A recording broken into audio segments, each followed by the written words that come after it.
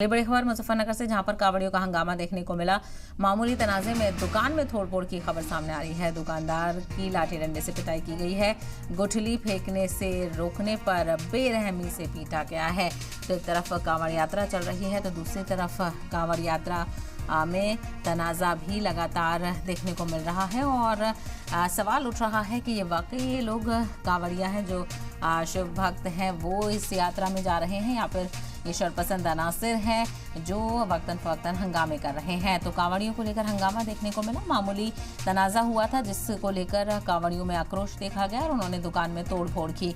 दुकानदार की लाठी डंडों से पिटाई यहाँ पर कर दी है। गुठली फेंकने से रुकने पर बेरहमी से कांवड़ियों ने एक दुकानदार को पीटा है।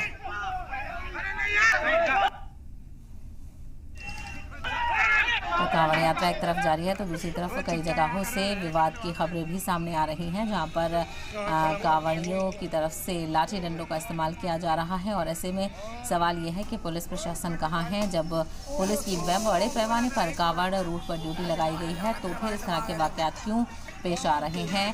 और आखिर ये वाकई कांवड़िए हैं जो इस तरह से एक तरफ तो आस्था की यात्रा पर निकले हुए हैं और दूसरी तरफ इस तरह से हंगामा अलग अलग जगहों पर देखने को मिल रहा है। हालांकि नज़र भी आ रहा है कि पुलिस वहीं आसपास मौजूद है, लेकिन उसके बावजूद भी ज़बरदस्त हंगामा और आक्रोश देखने को मिल रहा है।